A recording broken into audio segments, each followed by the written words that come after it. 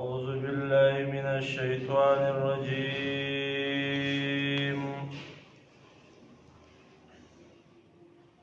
بسم الله الرحمن الرحيم. سبحانك لا علم لنا إلا ما علمتنا إنك أنت العليم الحكيم. رب اشرح لي صدري ويسر لي أمري واحلل عقدة من لساني يفقهوا قولي. والضحى والليل إذا سجى ما ودعك ربك وما قلى وللآخرة خير لك من الأولى. سورة ضحى دا مکی سورت دے. ترتیب دو قرآن کی درینوی د سورت فجر نرستا نازل شوه ده. د مخ کی سورت لیل سره ربط تعلق مناسبت په یو څو وجوبان ده. د مخ کی سورت لیل سره چې مخ کی تسلی وا امتی ته، نو دې صورت کې تسلی ورکوي نبی صلی الله علیه وسلم ته. دویم مخ کې تقابل او تضادو، نو دې صورت کې او هغه صفت د صورت شروع کړو په لیل باندې، نو دې صورت کې دای شروع کو په ضحا سره، یعنی د شپې او ورځې په منځ کې مقابله ده. د شپې او د ورځې په منځ کې مقابله ده، نو په دې وجه باندې دای په هغې پسې متصل او نږدې ذکر کا. درېیمه وجه علما ذکر کوي، مخکې ویلو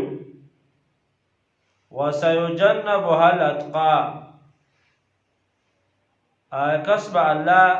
بچ به وساتي هغه ډېر تقوا والا. دې صورت کې اوس ذکر کوي سید الاتقیا چې نبی صلی الله علیه وسلم دې د هغه تذکره کوي، ذکر دا په هغه پسې نږدې بیان کړ او ذکر یې کړ نږدې په هغه پسې نږدې راوړو. مقصد د صورت یا دعوه صورت، عنوان د صورت هغه دا تسلی نبی صلی الله علیه وسلم ته په درې څیزونو باندې، چې هغه درېیم آیت کې دی چې ما ودعک ربک وما قلی او وللآخرة خیر لک من الأولى ولسوف يعطيك ربك فترضى.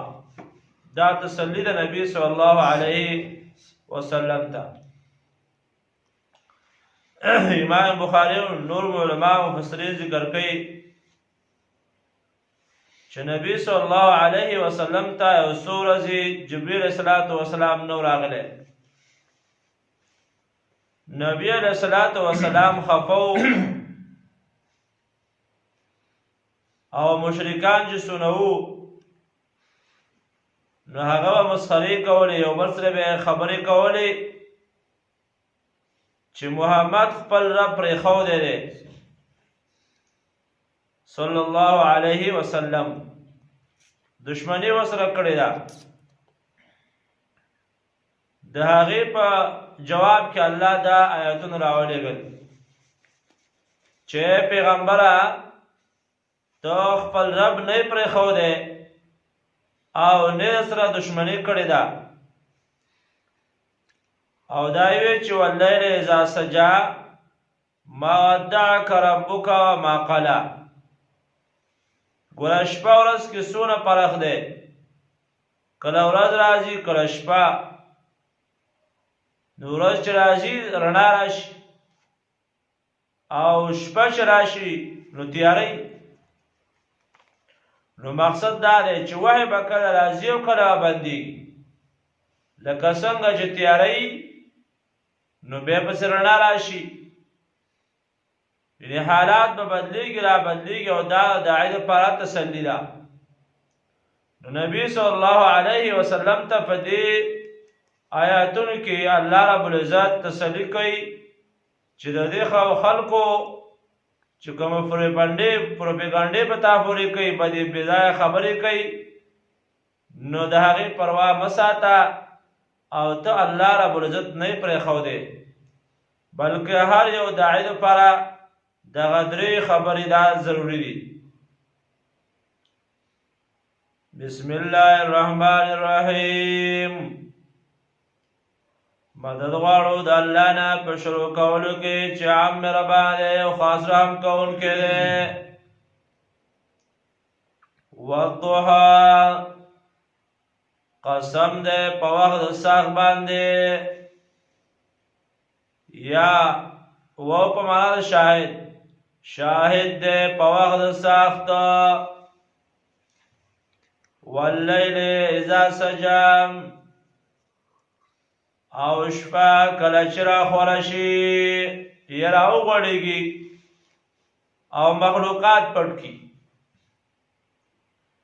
ما ودعک ربک وما قلا، نه دی پرېښودی تا لره ستا رب. ودع اصل کې جدا کېدلو پرېښودلو ته وایي، تودیع چې ورته وایي. خو که دا د دشمن وي او که د دوست وي، نو الله وایي نه د دشمنۍ په طریقه باندې پرېښودی ته او نه د دوستۍ په طریقه باندې پرېښودی، یعنې دواړه طریقې باندې ته پرېښودی نه. ما ودعک ربک، نه یې پرېښودلی تا رب ستا. وما قلا، او نه یې د څه دشمني کړې ده، نه یې څه دشمني کړې او نه یې ته پرېښودی. ولسوف یعطیک ربک، او زر ده چې خامخا به درکړي تا ته رب ستا. وللآخرة خیر لک من الاولی، او خامخا د آخرت چې دی نو دا غوره دی ستا دپاره د دنیا نه. اولا نه مراد دنیا، آخرت دا غوره دی ستا دپاره من الاولی د دنیا نه. نو یقیني خبره ده چې د دنیا نعمتونه او خوشحالۍ د آخرت په مقابله کې هېڅ شی هم نه دي، هېڅ حیثیت نه لري. نو دنیا ستا دپاره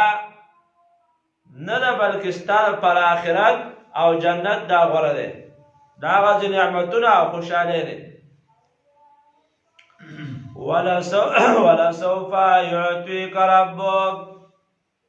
او خامخا زر ده چې دربکي تا ته رب ستا. نو فترضا، ته به خوشحاله شې، تاله به درکړي. دې نه مراد علما وایي یا په دنیا کې چې تا ته به الله رب العزت فتح او کامیابي دا به ته درکړي. وروسته آیات کې بیا ذکر کوي،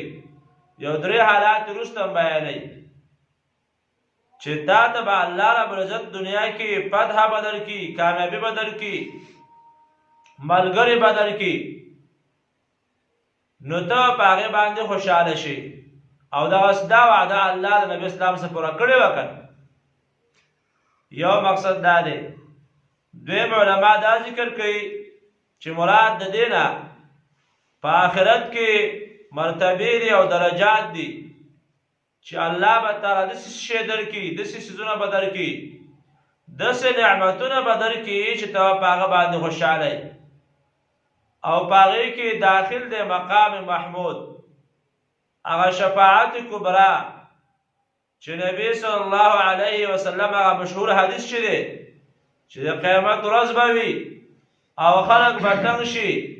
حساب به نه شروع کیږي او بیا به نبی صلی الله خلق به په آدم علیه السلام سي ورشي نوح علیه السلام ابراهیم علیه السلام عیسی علیه السلام آخر کې براشي نبی صلی الله علیه وسلم ته او هغه به نبی اسلام فرمایي زبا د الله رب العزت د عرش لاندې سجده ولګوم دسه اذکار او صفاتونه به د الله بیان کوم چې ما ته وصیت دي او نبی صلی الله علیه و فرمایي چې ارفع راسک زوس د سر اوچت کا وس به حساب کتاب شروع کی یا هغه مقام محمود چې الله نبی صلی الله علیه وسلم ته ورکړي یا هغه حوض کوثر چې الله نبی صلی الله علیه وسلم ته ورکړي نو ولا سوف يعطيك ربك فترضى تا ته الله درکې او ته په هغه باندې خوشاله شي نو اوس دا تسلی لپاره نور دی یو درې مخکې حالات ذکر کوي قبل النبوت چې علم یجدک یتیما آیا نوی مندلی یتیمان ته یتیم نو فآوا نو زی درکتا تا یتیم وی دا فلارنا یا د وفات نه وروسته یا مخکې پیدا شوی چې فلار یې وفات شوی و بیا نبی اسلام پیدا شو یا بعض علماء بنا بر روایاتو چې نبی اسلام پیدا شو دغه وروسته وفات شوی بهرحال خو یتیم وي یتیم هغه چاته وایي چې نابالغ وي او پلار یې مړ وي چې کله بالغ شي بیا ورته یتیم نه ویلی کېږي نو ته یتیم وي نو فآوا زی درکتا تا اول نیکه عبدالمطلب او بیا په تره باندې ابو طالب او دغه شان نور چې تاله زی درکو ملګري درکړل نبوت یې درکو دا ټول فآوا ستا ته زی درکو نو وجدکا ضالن او تی مندلوی ضالن حیران د دوال علماء غنی معناګانې کوي تقریبا علامه قرطبی رحمه الله سوال اقوال په دې کې ذکر کړی دي ووجدکا ضالن او تی مندلوی حیران پریشان نو فهدا نو لاره ته وښودله چې د خپل قوم د هغې په چې دغه شرکیات کفریات په هغې کې لګیا دي د دې څنګه اصلاح وکړمه نو الله ته وحی راولېږله او د هغې طریقه یې درته وښودله دویم علما ذکر کوي چې په وجدکا ضالن او تی موندلی وي غافله د امورو د شریعت نه او د هغې د تفصیل نه نو فهدا تفصیل یې ورته بیان که او علما ذکر کوي چې دا معنا غوره ده لکه شیخ السلام رحمه الله تفسیر کې لیکلي وایي دا معنا زما په نسبت باندې غوره ده چې ته د امور د شریعت نه خبره وي الله ته وحی راولېږله او شریعت د هغې احکام یې ورته بیان کړل او سورة شورا 52 آیت کې هم د دې تایید دی چې ما كنت تدري ما الكتاب ولا الايمان ته د ایمان او د کتاب په تفصیل باندې نه پوهېدې نو وحی مې ورته وکړله او وحی مې راولېږله دغه مې ته وښودل دغه شان علامه قرطبي رحمه الله هغه ذکر کوي وایي زما په نسبت باندې دا معنا غوره ده چې ووجدکا ضالن ته یې موندلی وې هغه ورک شوی په ګمراهانو کې نو فهدا نو طریقې ته وښودله د بیان او تا ته حالات ته بیان کړل نو په هغه طریقه باندې د قوم اصلاح وکړه امام قرطبي رحمه الله دا قول ذکر کړی دی او دا امام قرطبي رحمه الله په نسبت باندې اووم قول دی تقریبا 40 اقوال ذکر کړي نو دلته ګمراه معنا ده چې ته ګمراه وي ځکه ځوال د پیدا په شان د پیغمبر کې دا مناسب معنا نه ده. او قرآن کې ځای په ځای باندې الله ذکر کړی دي چې زوال په معنا د ورکېدلو باندې راځي. لکه عرب وایي ضل الماء فی اللبن، ضل الماء فی اللبن، اوبه چې دی نو په شودو کې ورکې شو. دغه شان کله کله په معنا د محبت باندې راځي. د یوسف علیه السلام واقع کې چې کله هغه اورونو د هغې هغه واقع کې ذکر کوي نو چې بیا شعیب علیه السلام د هغې تذکره کوي د یوسف علیه السلام، نو هغه ورته وایي دا بچي انک لفی ضلالک القدیم. څه ما ته ګمراهی پیغمبر ګمراهی نه، ته یې په محبت پخواني کې لس معنا علماء د ضلال کړي دي. نو وجدک ضالا او تی موندلی وي هغه ناخبره د لار د شریعت نه، نو فهدا نو پوهه درکړله پوهه کړلې، یا یې ته موندلی وي پریشانه حیران، نو فهدا نو په سمه لار باندې روان کړلې او لاره یې تر وښوده بیان، نو بیان دې وکړه او د قوم اصلاح وشوه. ووجدک عائلا او تی موندلی وي عائلا محتاج غریبه، نو فاغنا نو بې پروا یې کړلې په هغه نکاح د خدیجة الکبرا رضی الله عنها باندې. ځکه نبي علیه الصلاة وسلام د هغې د مال وکیلو هغه به خرڅوه، الله ته منظوره وه، نو هغه مالداره زنانه وه، هغه په نکاح د نبی علیه الصلاة وسلام کې راوسته او نبی صلی الله علیه وسلم ته هغې خپل ټول مال تملیکر وسپاره چې بس دا زما څه مال چې دی دا ستاش. نو وجدک عائلا تی موندلی وي محتاج فاغنا نو بې پروا یې کړلې په هغه نکاح د خدیجة الکبرا باندې، یا یې ته موندلی وي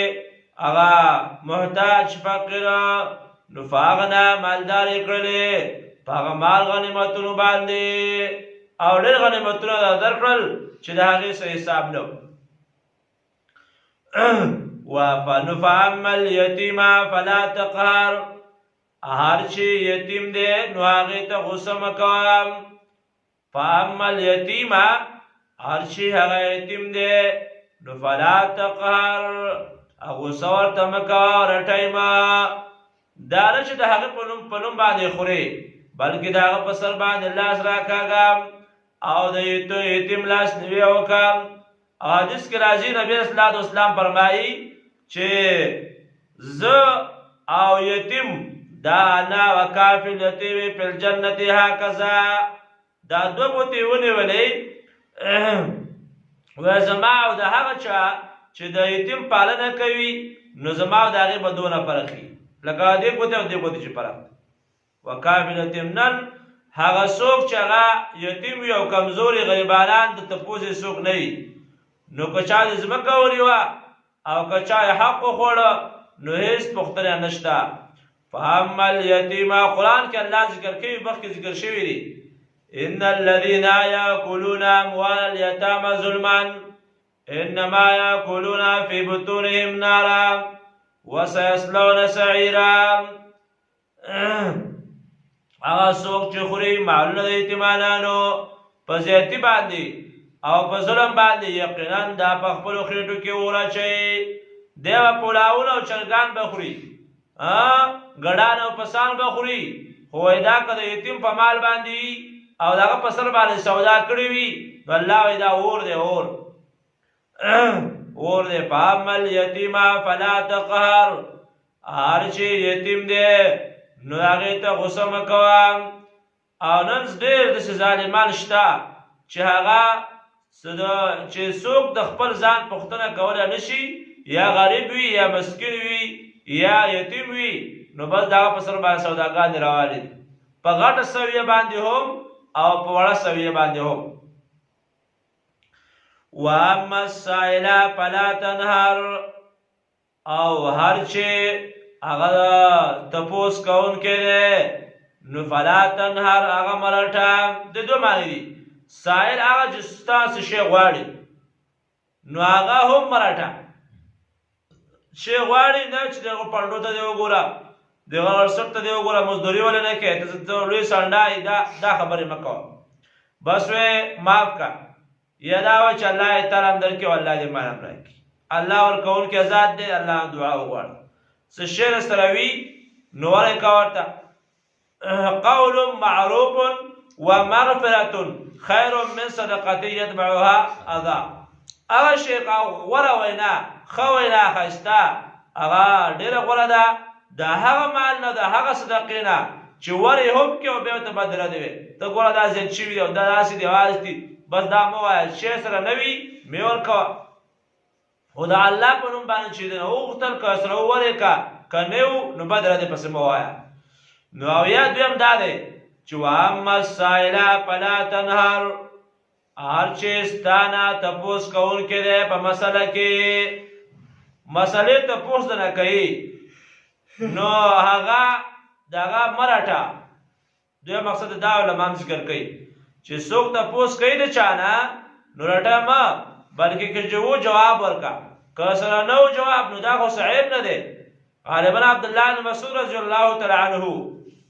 چا ته پوښتنه وکړله هغه ته نه پوهېږم وی د پیغمبر صحابي نه پوهېږي وی او د پیغمبر صحابي ما او نه پوهېږم بیا ځان یې سره الله سره واشو وی عبدالله څه ښه سړی دی وی چې نه پوهېږم او نه پوهېږم دا به نه چې بعضې خلک داسې ځانه فتوې ورکوي چې یاره د چا نه کم رانه شمه هلکه تپوس د نه وشو نو ډایرکټ جواب مه ورکوه بلکې پوښتنه وکړه صحابو باره کې راځي چې رابغل پوښتنه وشوه نو یو ته حواله کړله هغه نه پوښتنه وکړه بل هغه نه پوښتنه وکړه هغه بل وی زما هغه پیدا د یو بل داسې عزت به یې کوو قدر به یې کوو وی کیدای زما د هغه علم زیات هغه پوښتنه او یا صحابو باندې یوه خبره وګرځېده اوس خو یو ټکی به یاد نه یوه خبره به چې د عالم د کسب نه اورېدلي بس د هر چا څه به کلک نښتې ولا الله بنده ولې دا بېځایه دین خو لوی څیز دی دین زده کړه احادیث کې راځي نبی صلی الله علیه وسلم فرمایي هغه انسان چې دین لپاره یو څه خبرې زده کړي چې لیجاري به العلماء چې د علماو سره پې جګړې وکړي یو سړی کوم علاقه کې نو دا مولوي صاحب بیان کوو الله دې وبخي وفات شوی دی ډېر ښه بیان به کوو نو دغسې د شرکیاتو بدعاتو بیان یې کوو نو بیا هغه یو پکې ډېر جاهل و وی ارمان دی چې یاره داسې یو څو خبرې خو مې یادې کړې وې چې د ملیانو سره مې جګړې کولې د ملیانو بعض داسې نو وایي څوک چې په دې نیت باندې څه خبرې یادوي چې د علماو سره پې جنګ وکړي او لیماري به السفهاء غالبا دا صحیح روایت دی او یا دې لپاره چې د قمقراو سره پې مقابله وکړي نو ادخله الله النار دا انسان به الله جهنم ته واچوي او ځینې خلک دوه په جګړې باندې اچوي دا بعضې خلک یې که نه بعضې خپله ځان هم پوه کوي نه ستا هم تپوس وکړي بل زیات دی بل تپوس وکړي نو هغه ملا خو داسې ویل هغه خو داسې ویل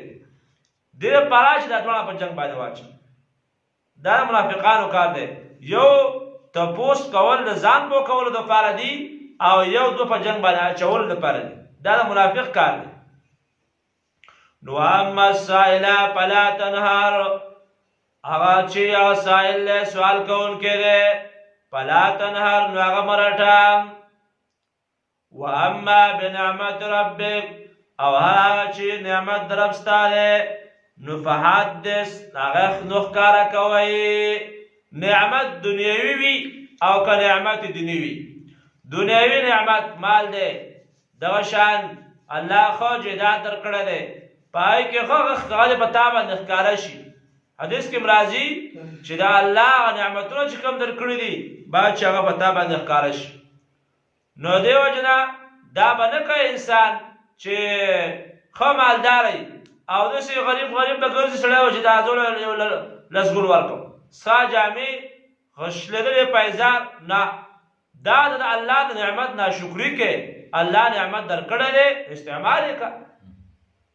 او یو نعمت د دنیا د دیني نعمت دی چې الله علم درکړی دی دغه شان پوهه درکړې ده نو فحدث ښکاره کا مخلوق د الله ته بیان کا واما بنعمت ربک فحدث